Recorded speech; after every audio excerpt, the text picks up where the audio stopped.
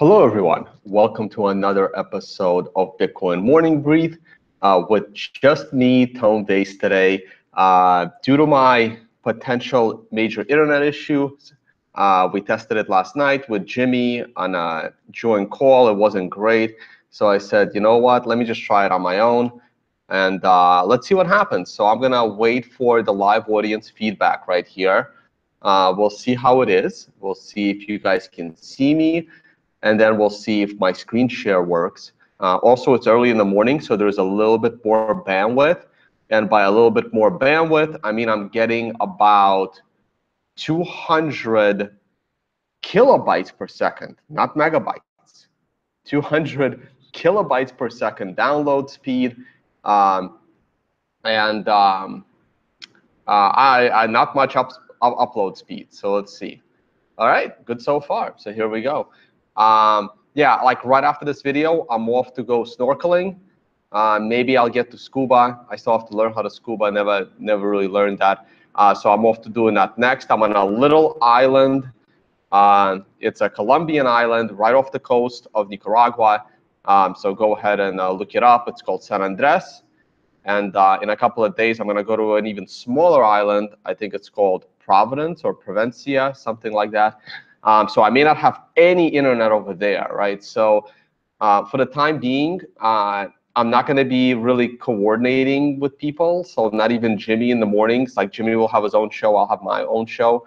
And my morning show is maybe coming later because I got to change my sleep schedule. It's time to start going out and partying for the holiday season and waking up a little bit later. So let's see if I can still get these videos out.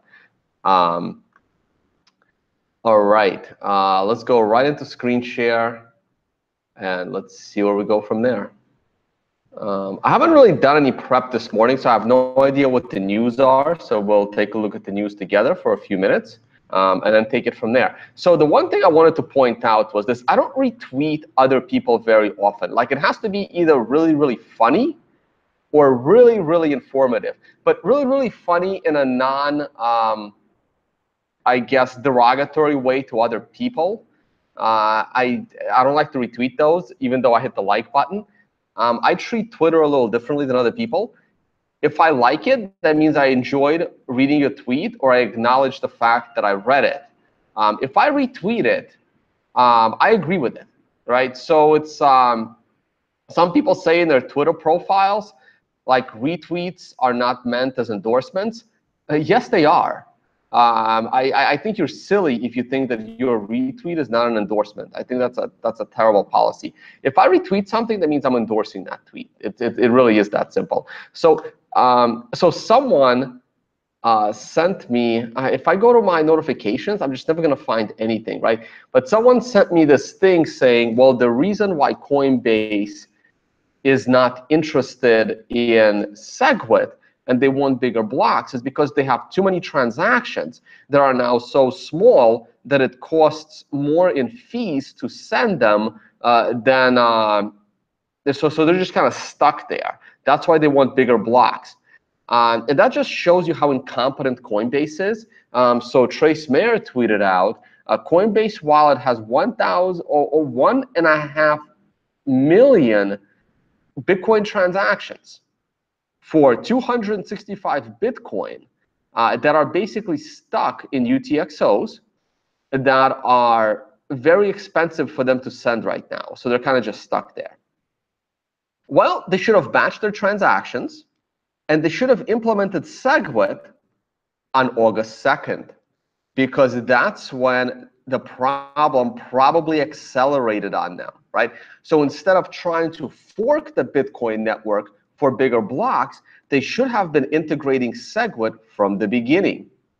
And then this probably would not have been a problem. And if they had more competent developers from the beginning and were able to batch their transactions, right? Like, for example, I'm pretty sure that BitMax doesn't have this problem, okay? And by the way, here I love the first reply to that tweet by Trace Mayer, because I keep saying that I don't understand how the incompetence of Coinbase hasn't gotten them hacked yet.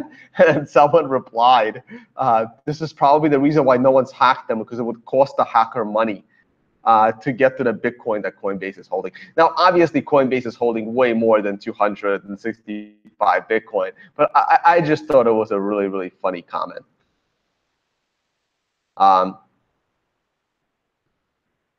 All right, I'm trying to also pay attention to the live chat, mostly because I want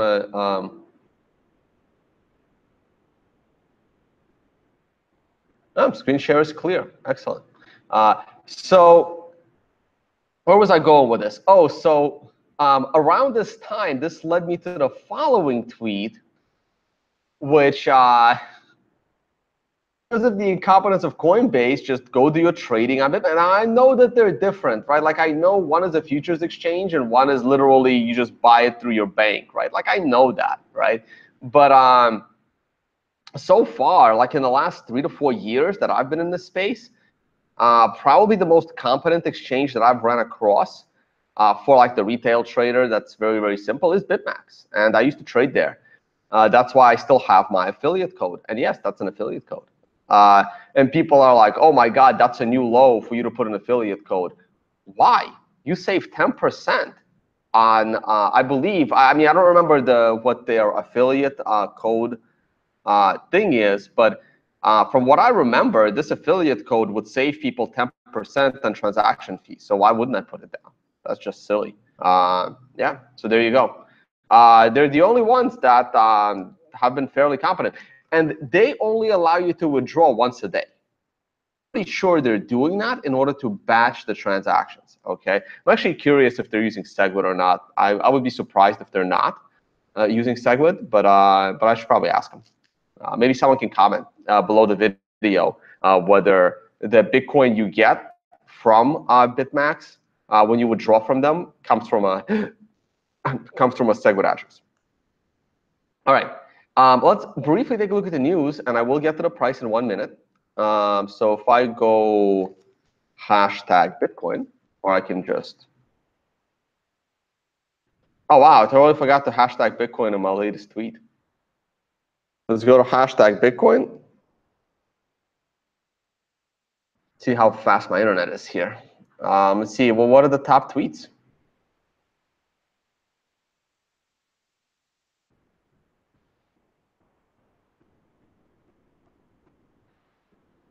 All right, you got new chart masters on CNBC that I've never heard of before nor seen. Beautiful.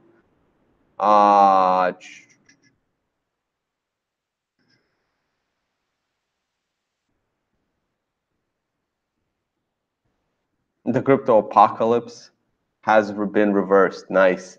Everything is green. Yeah. All right, let's go to news. Let's see if there's any news. That is top news. Wasn't there like a news section here before? There it is, news. I knew it was there somewhere.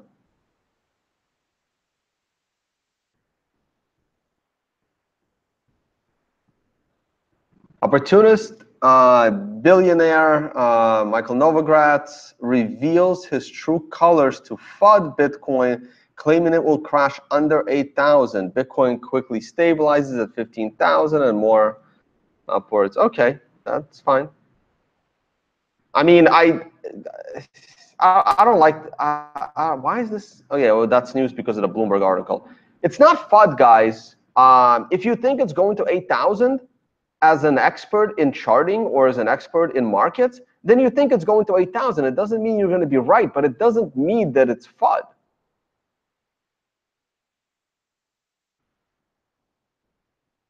Why is Dash here?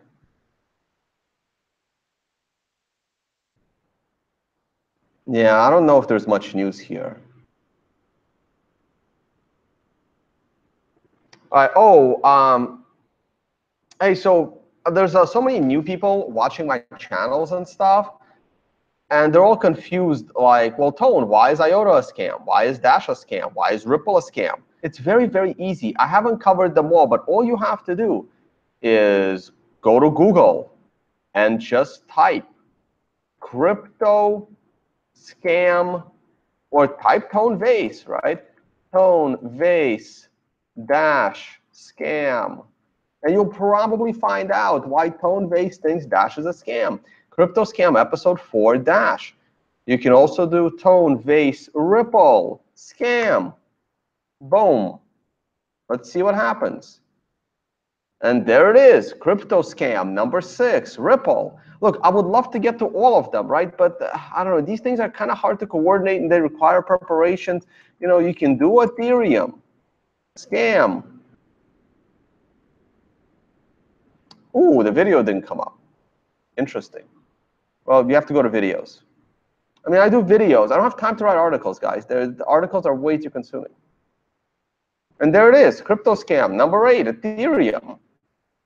All right, these are my videos about these projects, right? And you just extrapolate, like Augur. I covered Augur. How the hell do you spell Augur? How you spell Augur? And there it is, Augur, right? So you listen to the Augur episode, you listen to the you listen to the Litecoin episode, you listen to the Dash episode, you listen to the Ethereum episode, and it should make perfect sense why I would think IOTA is a scam for the same exact reasons that I think those are. It's going to be like the same podcast all over again with a different project. Check those out. Check those out. All right, let's get to the price. Let's see what's going on. Here's the weekly chart. So I think yesterday when we were doing this video,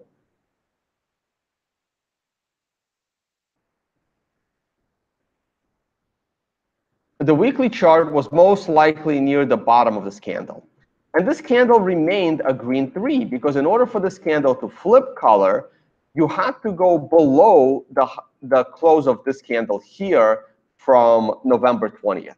Okay, that's what you would have needed to get a price flip. That's when the color changes from green to red. As long as the color doesn't change from green to red, like happened right here, you're still in an uptrend. So that's why I said even yesterday, your weekly chart is in an uptrend. So if you're a long-term investor, you really, even though the price of Bitcoin fell almost 50%, from charting perspective on a long-term scale using weekly chart, you know, it was still bullish. I mean, that's what happens when you go up so much.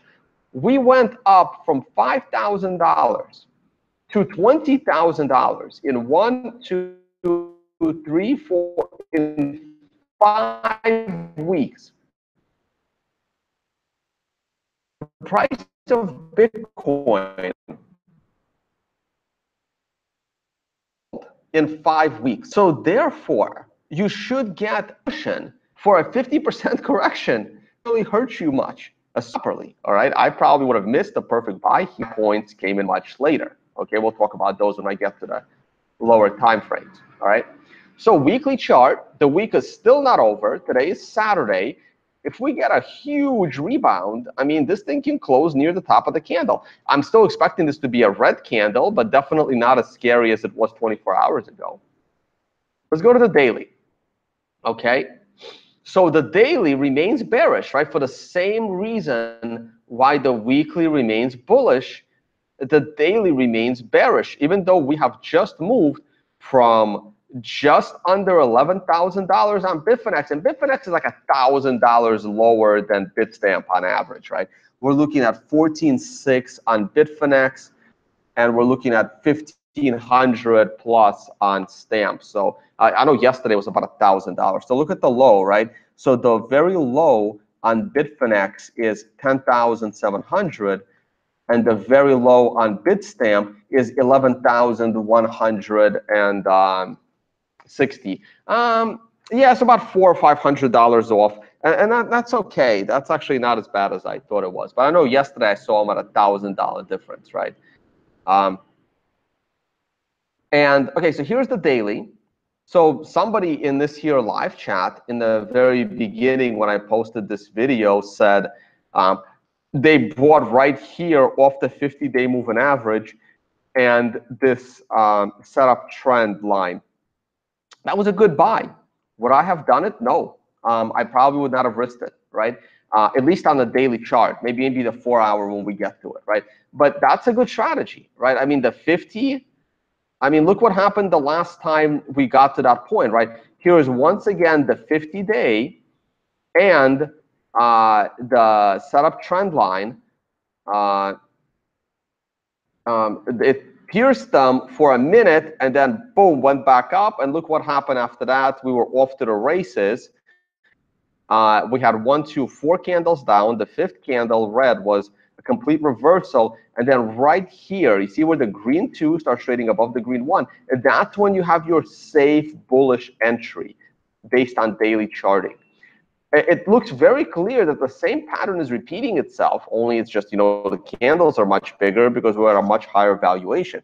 But once again, you had this disastrous 4 candle that looked like the world of crypto was going to end.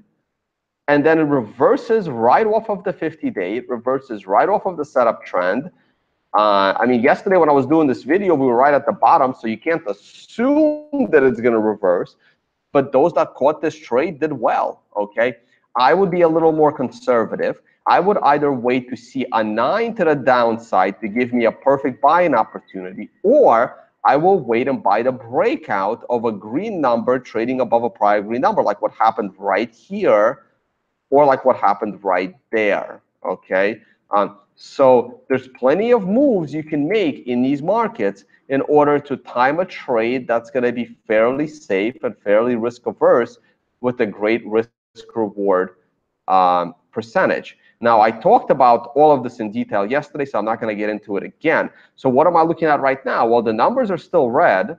The fact that the 5 is on a rebound candle should make it very easy to get a 9 candle. I would like to see a 9 candle somewhere in this vicinity in order to do a better timing on my bullish trade. But right now, I have no idea. So if you did not catch this bounce off, and we'll go to the 4-hour to see if it helps you catch this bounce. So if you did not catch this bounce off of the 50-day moving average, right now I would sit and wait because this can still be a dead cat bounce giving you a 9 to the downside. So the daily chart right now is turning pretty neutral. But if you were trading the 4-hour, here's the 4-hour. The 4-hour has been really, really good. The 4-hour gave you a 9 sell at the very, very top of this move. Literally, like that's the top of the move on Bitstamp. I'm assuming it was the same on other exchanges. And it gave you a 9 sell. Now, because the daily was bullish at the time, I was anticipating a 1 to 4 candle correction and then higher. Now, you can even see that the 4th candle gave you a nice hammer, right? Because everything else is hindsight, right? So you're looking at this situation here, and you're like, wow, that's a nice hammer. Let's see what the next candle looks like. Okay, the next candle isn't great. Let's see what the next candle looks like. Boom, it's starting to break out. So that's starting to look really good. You still, the indicator still has not given you a buying opportunity, because for a buying opportunity, you still need a green number trading above a prior green number. So when the next candle started to trade, and it started to trade higher than the prior green number, boom, you have a bullish entry. However, the rest of the candle did not go so well. So because of that, you had a price flip once again telling you, hey, you know what? Maybe this rally is not going to happen. Maybe you should consider taking a small loss. The next candle said again, hey, we're price flipping here. The market has no idea what to do. You thought it was going to go up, but maybe it's not. Maybe it's time to take your little loss, right? This one is, once again, it's like, yeah, it's almost at the same height. And then, all right, fine, we're going up again, but look, there's a price flip, right? So you have all of these contradictory things happening. So sooner or later, you say, whoa, this is not working out. And okay, so the moment I have a red number trading below a red number, it becomes a shorting opportunity based on the 4-hour charts. There. There's a shorting opportunity on the 4-hour coming off of this 9, a little late, I'll give you that. But it's still there, and boom, it all starts to collapse. A 9 never gave you, it was looking probably when it was at the bottom of this candle, didn't close. All right, so this may be a bot. You never had a green number above or gave you a buy signal. Trades higher than the prior candle, but the number is red. Trade candle, but the number is just a green 1. And then boom, and once again gives you another shorting opportunity right there. I can go short right there based on the 4-hour chart. And here we go. Where is my take profit? Will I get a 9? Boom, there's my 9. All right. This 8 candle was a complete massacre, right? I'll even do this, right? So this 8 candle, I mean, you can take your profits at any time off of the short. This is a giant reversal candle followed by another reversal candle. This is one of those gravestone or dragonfly dojis. I always get the names confused. And then boom, you get a price flip. And then the moment you start trading with a green number above a prior green number, you get an official buying opportunity. But there's nothing stopping you from taking a chance. You know what? This is a monster rally to the upside. I know I'm going to get a 9. Some people bought in here. The safe play is to wait for a green number to start trading above a prior green number, and there it is. Okay? This is the safe trade. But the safe trade has just taken place. It's right here. You know, right there. There it is. So right now, the 4-hour is bullish off of that green line. Like the break of that green line is giving you a bullish trade on the 4-hour. Now, remember, the daily is still on a bear, potentially going to a 9, potentially. The 4-hour is now bullish, so they're contradicting each other, right? So the weekly is bullish. The daily is bearish, but let's see what happens. The 4-hour now has been bullish and coming off a 9, and the 1-hour is also bullish, right? So the 1-hour gave you a 9 buying opportunity back here, and gave you a nice reversal candle right here. We're still working through our 13s, but on a current move up, where is your bullish entry using hourly candles? Well, it's right there, right? Boom. The moment your candle with a green 2 started trading above a candle with a green 1. So let's see. And then you already had, like, you know, this pullback back to this entry point. Let's see how this hour ends. You got halfway through this current candle, right? Also notice that 50-hour moving average, which has been really, really good in. So look at this, right? So we finally crossed below the 50-hour moving average. It was resistance. It was resistance with a 913 on the same candle. See, I must have been looking at Bitstamp charts before on this hourly, but I've switched to Bitstamp because Coinbase. Wow, that's a nice little daily, hourly sell signal right there. You see, the problem with Bitcoin is you have too many exchanges, and you don't know which one is, you know, there just isn't one.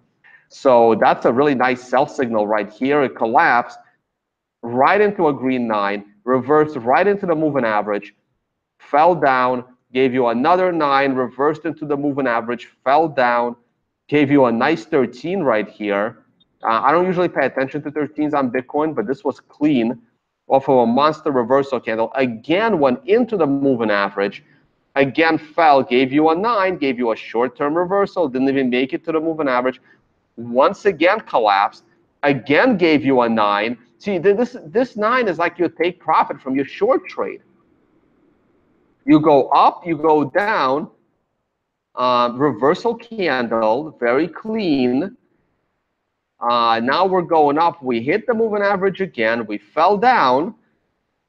Again, a 13 marked a bit of a bottom here.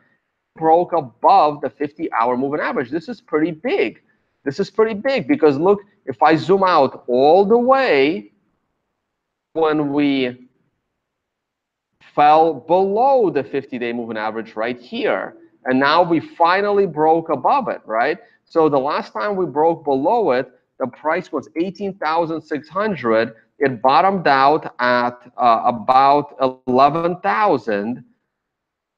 To the upside again at 14,000, right? So the move from here from 18.5 to 11.5, $1,000 move. So now that we're across the 50-day moving average to the upside, if we can do the opposite of what just happened, the cross of the 50-hour moving average could lead us back to a $7,000, $8,000 rise.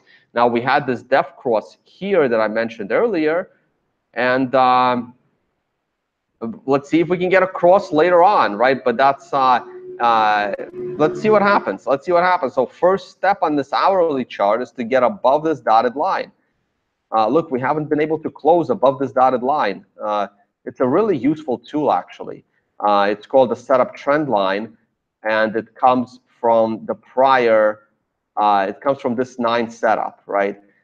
And if you can close above it with a green 9, it means that things are going to start looking well. And look, boom, it couldn't close above. Boom, it couldn't close above. Boom, it couldn't close above. So that means there were 1, 2, 3, 4 red 9s going to the downside, and we have not been able to close above this line each and every time. If we can finally close above this line with a 9, it could mean that that 9 is the beginning of a brand new trend versus the ending of one. It's kind of how to treat it. Like it happened like right here. See, we went below this line. Wow, like the 9 on the hourly also marked the very top of this move. And the setup trend line was broken immediately to the downside, even though we didn't really get a 9 there. And we missed it by 1 candle. But the setup trend line like disappears once you close above it, once you close below it right here. And then it kind of all fell apart, right? You really want to try to stay above these lines. All right, guys. On this note, I think I'm done. I still have Bitcoin Cash App. I mean, this is disappointing.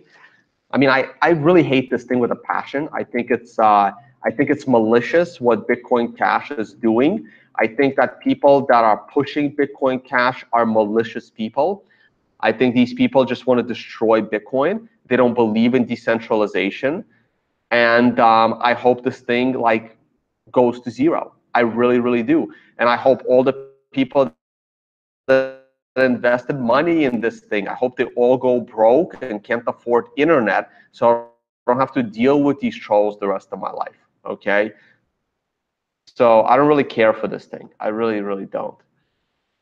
There's one Bitcoin. It's one Bitcoin. And these malicious companies like Coinbase and blockchain.info, and yes, I said malicious. The longer these malicious companies continue not to use SegWit, the worse it's going to be for the Bitcoin mempool. Bitcoin mempool. Let's take a look at trade block.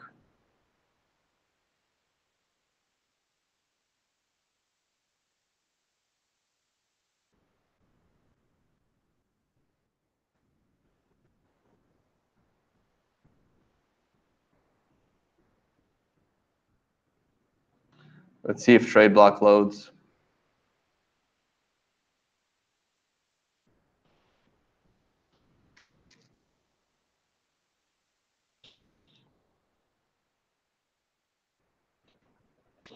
I'm looking at the live chat right now. Hey guys, thanks for watching. Thanks for tuning in. While that's happening, actually, hold on. Let's stop screen share for a second. I'm gonna bring screen share back in a minute. Blocks loading. Hold on one second here. I'm gonna get off in like 3 minutes because my ride's gonna be here to go out into the ocean in a few minutes. I'll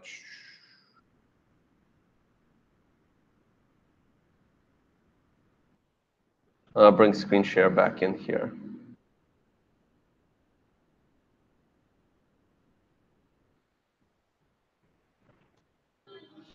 Yeah, so hey, since the mempool is fairly clogged in general, hey, thanks, Bad Virus, for the little Christmas donation. I mean, look, you can support via affiliate codes, right? I don't have a problem with affiliate codes when the affiliate codes are not MLM Ponzi schemes. So my affiliate codes are not MLM Ponzi schemes, and here they are. So these are all the affiliate codes in the bottom of all my videos. If you're planning to pay for a TradingView account, please use my affiliate code. Same thing if you want to buy a hardware wallet. I believe you get a discount. If you want to buy a Cryptomatic, you get a discount. If you're going to trade at BitMax, I'm pretty sure my affiliate code gives you a discount on those transaction fees. One broker as well, I don't think they give you a discount. I think they just give me a kickback. And I don't know, I haven't logged into the account in forever. And the Magic Money documentary, I believe I have a discount code there as well. All right, so you can always support via affiliate codes. And here we go. Here's Trade Block. And what's going on, guys? Come on. Give me the mempool stats.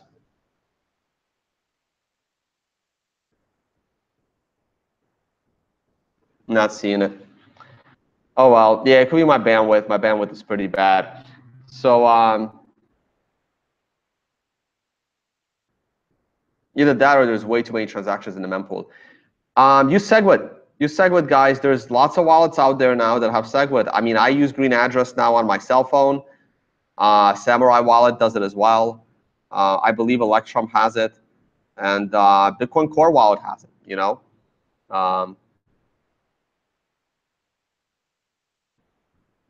Yeah, so I have no idea what the mempool looks like, unfortunately. I got to get that site that Jimmy uses for mempool. I always forget what it is.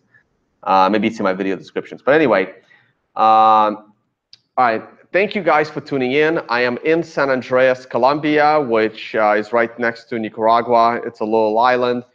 I guess early mornings bandwidth is good, but I don't plan to be up this early the rest of my holiday season. I'll pretty much be in Colombia into next year. I'll be back in New York for a few days in January, and then I'm off to Asia to speak on the blockchain cruise. I'll talk more about that in upcoming videos. All right, guys, thank you for tuning in. I'll glance at Bitcoin one last time on the hourly chart. Let's see if we're out of the woods. Okay. Hopefully we are. Look, I don't mind buying the dip, right? I mean, the 4-hour was the only chart that really helps you buy that dip. And check out my video from yesterday and see how you can connect the dots on your own. These are educational videos. These are not follow Tone's trading because Tone isn't even trading. Tone is in islands with barely any internet. But I will be trading for the earnings season, which starts in January. So as of January, I'm back to my trading my traditional markets for earnings. So I'll be doing that.